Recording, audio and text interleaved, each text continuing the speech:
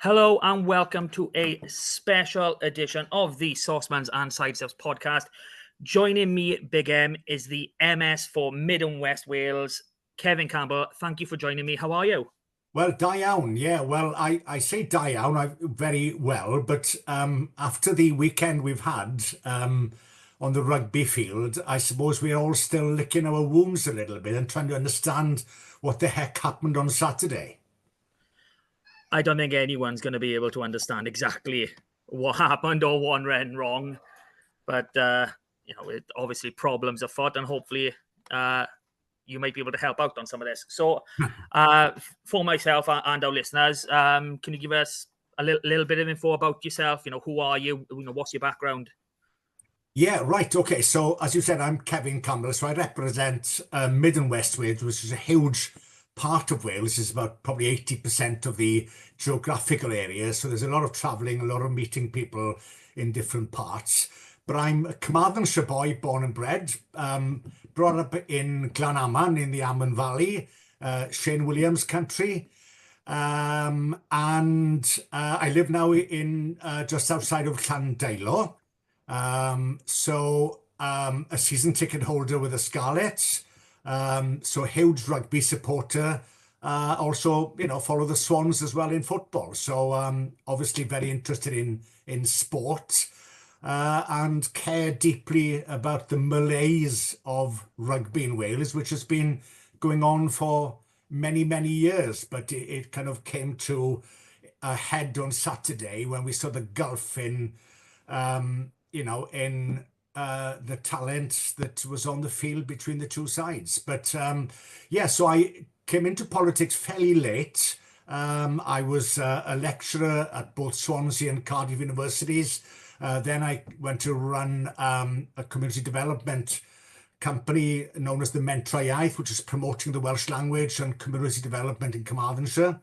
Then I ran my own business for a while, mainly in the field of education, and decided to become a county councillor, cabinet member of Carmarthenshire County Council, and now a member of the Senedd with responsibility for education. So in terms of being an opposition spokesperson. So that is it in a nutshell. In a nutshell. So you're a very well-travelled person then in terms of education especially. So if we just try and set the playing field. So we see in many sports that there is involvement, from the Senedd, whether that's direct or through Sport Wales. So, how does the Senedd currently support rugby and what's the relationship with the WRU? Listen, we know how important rugby is to Wales as a nation, right? Most, or many countries in the world know of Wales through rugby. They wouldn't have heard of Wales if it wasn't for rugby. But to be fair, our football players have done, us really proud in the last 10, 15 years, get to the quarterfinals or semi-finals rather of the Euros and, qualifying for the World Cup as well and doing really, really well. So, we've punched above our weight in terms of sport we should be supporting sport far more than we do. Unfortunately, we've seen cuts to grassroots sport through Welsh Government support in recent years. A lack of support for culture and the arts as well. So it's all suffered because of a lack of funding and a lack of investment. But I'm not saying, that's the real reason why sport has been in decline, because we are seeing in rugby in particular, fewer young people actively playing the game, especially youngsters. So we have to ask the question whether, the nurturing of talent at a very young age is being done well enough, and whether we are encouraging youngsters to take up rugby as well, because I think football has taken over as one of the main activities, if they do any activities at all. Yeah, so in terms of, working alongside or even with the WRU, does the Senedd have much influence, in terms of WRU decision making? Can you push a certain way as such then? Is that something you could do? In terms of the governance of the Welsh Rugby Union, the Senedd has a huge role to play, as we saw recently with the accusations of misogyny and bullying and harassment and, you know, sexism as well in the sport, and particularly in the way that, you know, the Welsh Rugby Union failed to tackle those issues. The Senedd stepped in, rightly so, and called them out for it, which led to wholesale changes at the top and people losing their jobs, including the former chief executive. So in that sense, you know, the Senedd has a massive role to play. But whether, you know, it has a role in terms of the way that the Welsh Rugby Union deals with the rugby side of things, that you know, that would be micromanagement in my view. But it has a role to play as well in terms of the funding it provides to grassroots sport. Now, it would be very difficult for the Welsh Government to support rugby on its own, because other sports would say, well, hold on, what about football? What about hockey? What about netball? What about swimming? And so on. So it has to be an investment in sport in general. Hopefully then that will trickle down to support rugby and all the sports, because we need young people to participate far more in sports than they are currently doing. So if we're talking supporting all sports, you know, so if we compare, you know, let me say rugby to football, you know, you've used the two major ones. Like we see a lot of, you know, initiatives you're working on together, especially with grassroots. I think it weren't too long ago. There was an investment of around 4 million into the grassroots on the football side of it. So what sort of similar things do we see on the rugby side if we're looking at it's going to be paritative across all sports? Yeah, I mean, I don't have those figures to be honest with you, but it would be good for somebody to do the research and compare what kind of investment is put into rugby compared to football. But it comes back as well to the success of the national team, right? You know, the football is doing well. So, you know, obviously young boys, young girls want to emulate their football stars. They look up to these, you know, people, both the women and the men, as sporting heroes. Now, unfortunately, you know, in recent years, Welsh Rugby hasn't had that success. And it's got to be asked as well, the question, what has the Welsh Rugby Union done to invest in that grassroots rugby? Now, I am still, you know, involved in discussions I have with many friends who are very much involved in grassroots rugby, the local rugby clubs, right? They say, you know, not enough money's pumped in. The academies are suffering. You know, we haven't got the involvement in schools that we used to years ago. You know, schools rugby used to be a big thing when I was in school, but it's not so much now. So these questions have got to be asked. What's gone wrong in those lower levels? Because if we don't get that, you know, pipeline of talent coming through, then the national team is never going to do well. So if I'm going to play a bit of devil's advocate by you, say in just over a year's time, Plaid become the majority party at the Senedd, you know, what realistically could be done? I mean, we see in countries like Ireland where there's things like tax benefits, you know, is anything along those sort of lines, you know, even possible under the current, you know, state of the Senedd? Yeah, well, I mean, obviously we would have to look at ways of funding sport better than we are doing currently, because sport has many different benefits. It's great to have a successful football, rugby, and other sporting teams that do well on a global, European, UK level, right? You know, it brings huge benefit to Wales. It brings tourism into places like Cardiff and other, you know, places where sport is played. But it's got health benefits as well.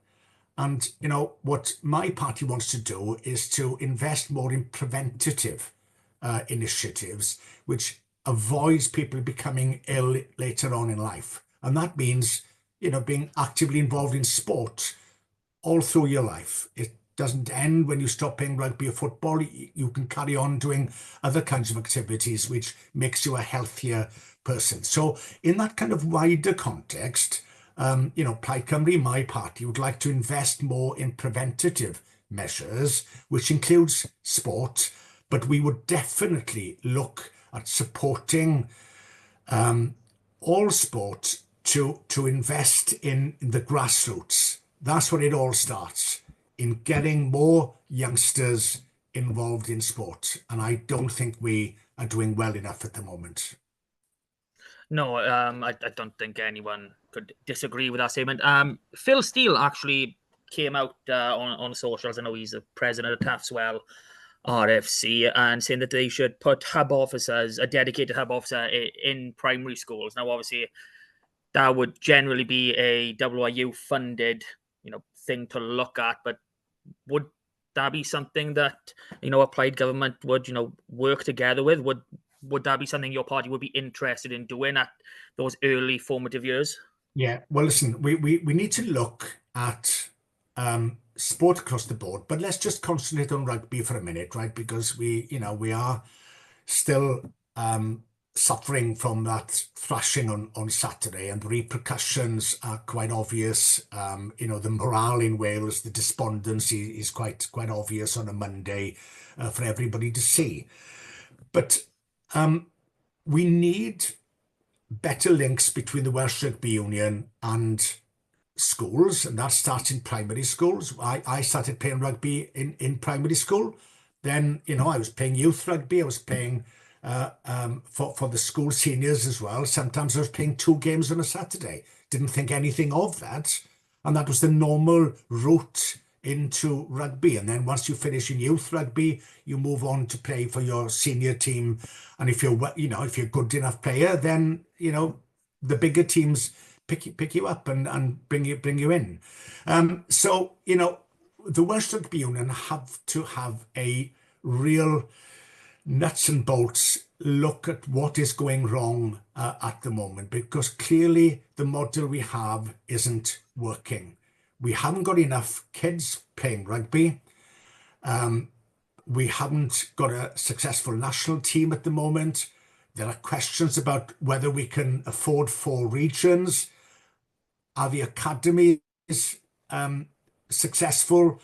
We've seen the under-20s play a few brilliant games, as they did when they beat England on Friday night.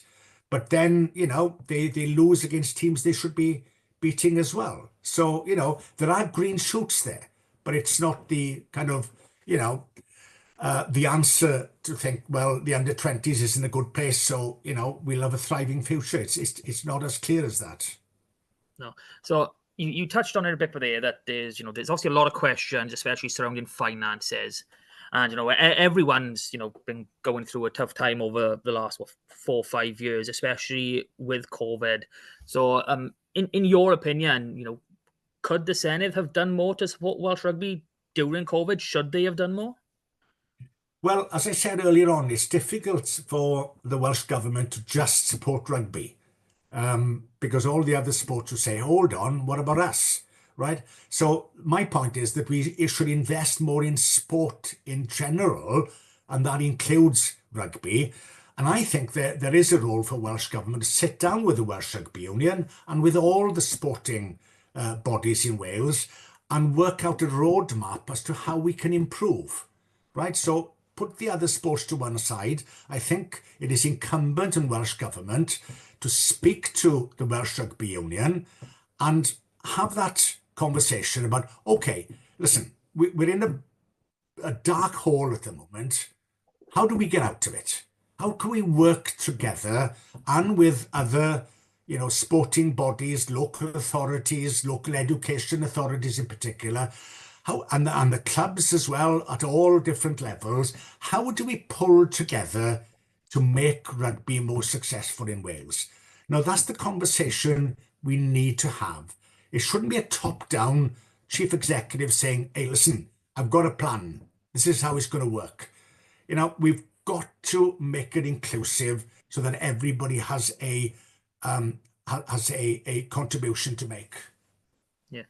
So I think the general fan, at least if the ones that I speak with, they feel quite aggrieved when you talk about the Welsh government when it comes to Welsh rugby and COVID, because obviously we saw sites like the Principality, like Parc y Scarlets, be turned into field hospitals, and it appears though there's not much real terms in support, for rugby. So the people, the way one person put it is, we offered everything out. We were your neighbour. We offered everything we could, and now we are struggling.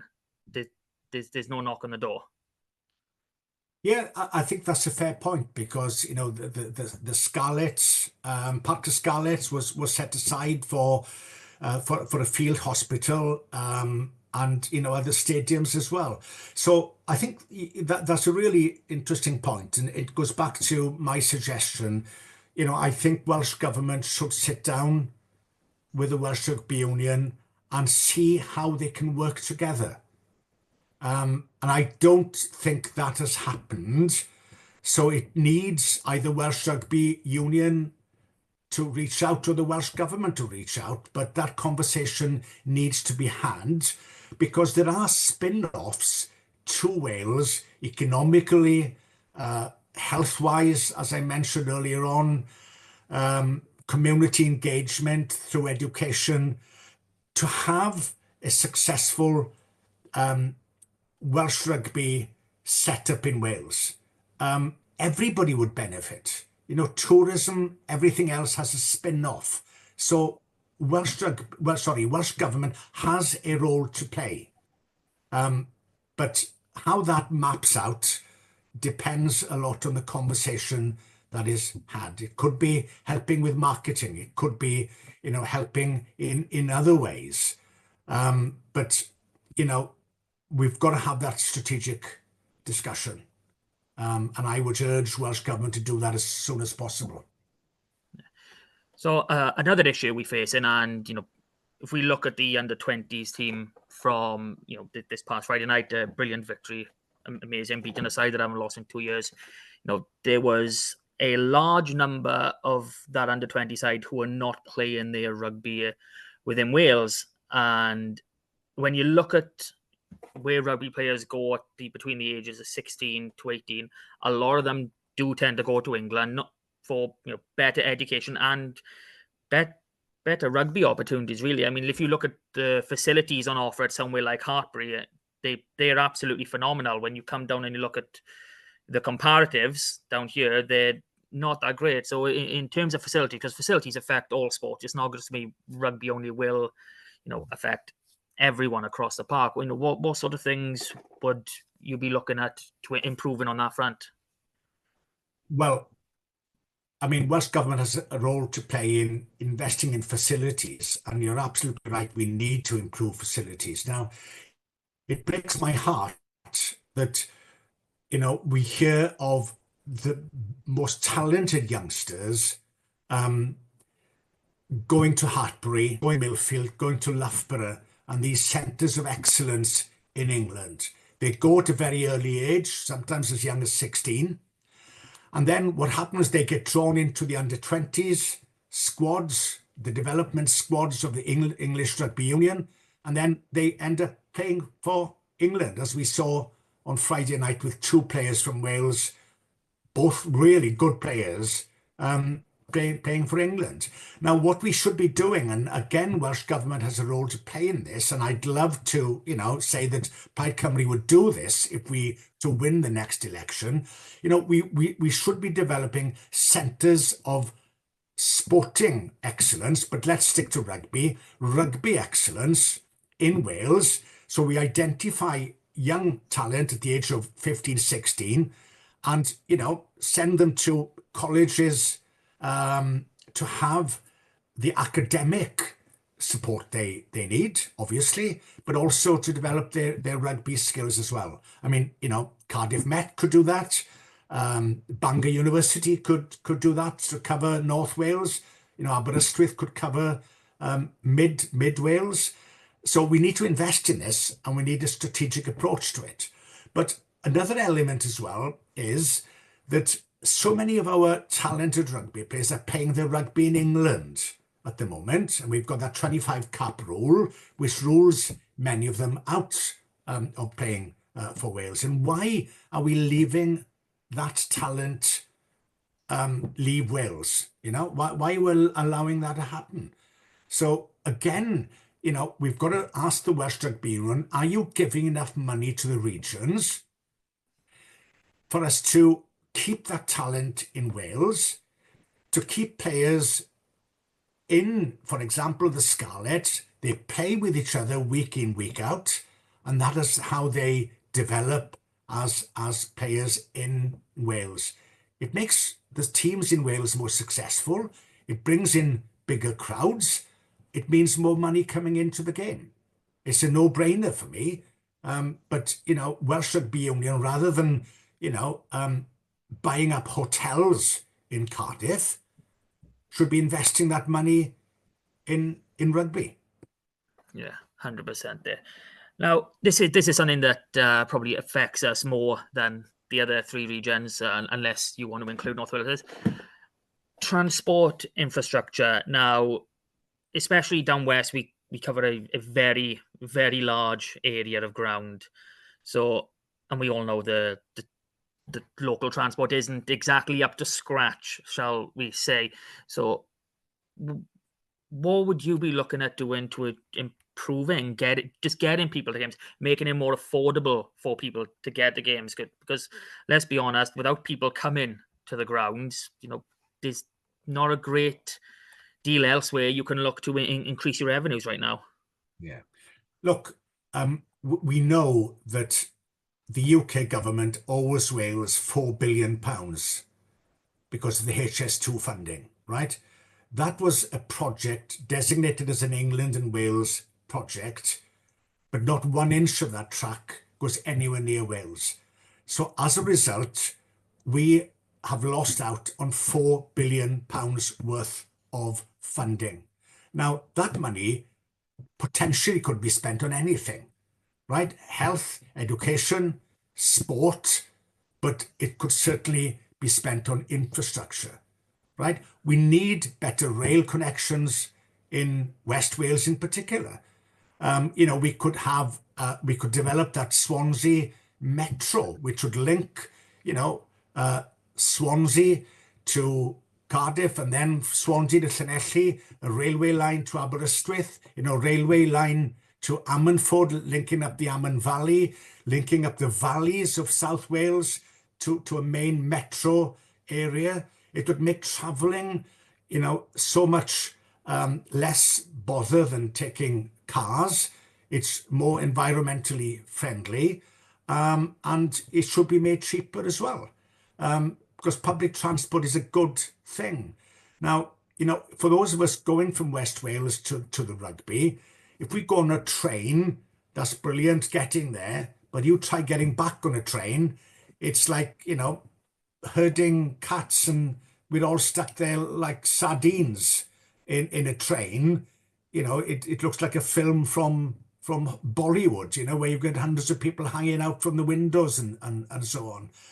It's just third world transport, really, getting back from Cardiff at the end of a game. It shouldn't be like that. So that money is there. That is owed to Wales. And Plaid Cymru's been fighting very hard to get that money, and urging Welsh Government to make the case, to Sir Keir Starmer and his government to release that money to Wales. But they are not making the case. So once again, Wales is losing out big time. Yeah. I mean, realistically, unless we get someone other than, one of the big two in England, that money's never going to come to Wales. So if we work on the contingency that money doesn't come here, how would you look to improve things with what's currently available? I mean, what would be, first on the board?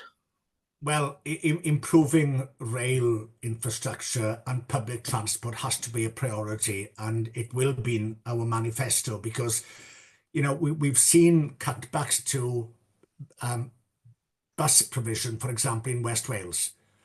And I went to a public meeting a couple of months ago in Llandersil, where the Booker bus scheme was dropped, right, without any, forewarning. And people were crying in that public meeting because they couldn't, go to work. They couldn't go to hospital appointments. They couldn't go to their local surgery. They couldn't go shopping. They couldn't meet their friends. And, it's horrendous when people who haven't got cars, who rely on public transport, can't go out of the house. So that is completely unacceptable. So we've got to come up with an integrated transport system in Wales, which looks at rural areas, but also meets the needs of urban areas, the valleys in particular, to join up with, other metro areas to have that interconnection. But at the moment, we are so far away that we've got to make that investment. So we talked about quite a few things by year, and pathways is obviously a major one. So once these boys hit 18, they start going into senior rugby, especially the ones who are in the senior academy. The standard of rugby in Super Rugby Cymru, whilst good, is not as good as it could be. So I know it's far-fetched at the moment, but I've toyed with the idea of trying to professionalize that league in terms of, just a pay cap per player in the low, just something more than your average Joe would take home, just to boost the numbers and have more boys playing full time to give the actual academy boys some real competition to prove out. So what could Plaid Cymru offer for the top end of the community game to improve the standards in senior men's rugby? What we are seeing, as I mentioned earlier on, those 16-year-olds are being enticed because they get paid to go to the Hartburys of this world, right? So they get paid some money for studying in Hartbury, and they get well looked after. Now, why can't we do that in Wales? Why can't we build these sport academies, rugby centres of excellence, pay the 16-year-olds to to come along, to be picked and to be developed in those centres of excellence, also providing them with first-class education as well. If England are doing it, right, why can't Wales do it? Now, let's not forget as well, Italy were in the doldrums, Australia were in the doldrums in the context of rugby a few years ago. They went back and had a hard look at themselves. What are we doing wrong? And what do we need to improve? And they came up with a plan. And you can see those two countries now are really investing in that young age group. And we can see the talent coming through. Italy are a brilliant team. They beat us, and they beat us the year before. They nearly beat Ireland on Saturday. So you can see that they've invested, and it's paying dividends. Now, it's not, rocket science that you need to invest in that a young age group and make it competitive and grow the rugby from there up. It's going to take some time.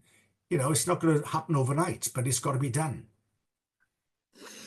So a lot of things to work on, a lot of things to improve, and Plaid seem like a party that's willing to do that, especially in terms of transport facilities and really engaging with the younger players, those special players. We get boys, it's very, very rare, but I know there's like 14, 15-year-olds, they get picked up over in France, for instance. It's those boys that could become special talents as well that we need to look out for. So we leave that to one side. We'll start talking about things that will be coming very, very shortly in the future. So, like I said, Six Nations is over. We can put that to a side. So real rugby is back now, as I like to say. So we're back into the URC. So Stormers are coming to a park at Scarlets this Saturday. It's a late afternoon kickoff. It's 5:15, I believe. What do you think of the chances? It's been a good season, especially compared to last year. Are we expecting a win on the weekend?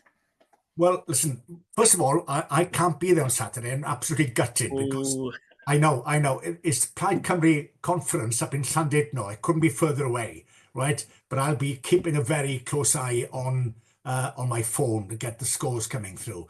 The Scarlets have been really unlucky this year. There's been a huge improvement, right?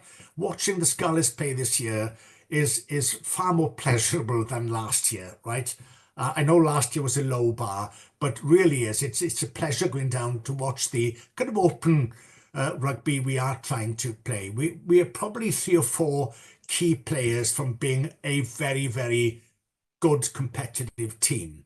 But we've lost games in the last minute by 1, 2 points. Now, when we look back at those games, if only we could have just held on, we'd be up there, maybe in the top 4 by now. So that's a massive improvement on last year. But the Stormers game on Saturday is going to be a measure of where we are. I'm a little bit afraid, I don't know how many of the Welsh players will be available, whether they'll be rested or not. If they are playing, how many of them will be bruised, not only physically, but psychologically as well. Because, I'd imagine that it's taken its toll on them, being in the heaviest defeat ever against England, 2 wooden spoons on the trot, 17 games, having lost. So on the bounce, that's difficult to, pick yourself up from. So it all depends how they, if they do play on Saturday, how they manage that. But, I'm always confident with the Scarlets playing at home. We play a brand of rugby, which is great to see. But again, success breeds success. If the Scarlets improve next year again, you will see more people coming down to the ground and support them every week. But the crowds have been a little bit on the low side, especially last year. But I get a feeling this year the environment around the ground is better, and people are excited to go down there. Yeah, I mean, I'm excited for this game especially, and with the season ticket launches, come out in this past weekend, it is incredible value. Especially when you compare them to other sports and other rugby clubs, especially over the border. It's absolutely fantastic, especially for first timers with our new Sosbans ticket they come out with. In terms of the Stormers, they've only won 6 times outside of South Africa. In this 4th season of the URC. And, the last time they came to the park, it was 26-21, and that was on the way to the title-winning season. So they haven't had a great season, so I'm quietly optimistic. I do expect, a few Welsh boys to come back, the ones that haven't played a lot of minutes. Some of them haven't played any minutes at all. Mm-hmm. So I am very optimistic for this coming Saturday. So to round off, I am going to get you to make a score prediction for Saturday. So what's it going to be? I think the boys will want to prove themselves. Welsh Rugby will want to prove itself as well. So my prediction for Saturday will be 25-19 to the Scarlets. Decent. It's not bad. We can take a. Are we getting the bonus point trying here? Is it going to be a few missed kicks? I think maybe we'll be hunting for a bonus point right at the end, right? Whether we get it or not, I don't know. But I'll take a win, right? I'll take a win. But on a wider point as well, we've talked a lot about rugby. When the regions do well, then the Welsh Rugby team do well. So it comes down to whether Welsh Rugby Union want to invest in the regions. They haven't done so sufficiently, and as a result, the teams have suffered. But what I would ideally want, this is outside politics, I would love us to have an Anglo-Welsh league, right? Whether that includes the Scottish and the Irish teams as well, making it an UK or a UK and Ireland league, I don't know, but I'd love us to play the English teams on a regular basis. That would pitch us, you know, against the best in England, and we would then know where we stood in terms of the standard we're at, and it would improve the players as well. Yeah, I'm all for a return of the old Anglo-Welsh Cup. Just something extra in the season would help fans come along as well. You know, 11 games over the course of 12 months isn't great for fans for any sort of continuity. But like you said, you know, investment is key, and that is something we're gonna push forward and try and hopefully see over the coming months and years. So thank you very much for joining me, Kevin. I hope it's been enjoyable for you.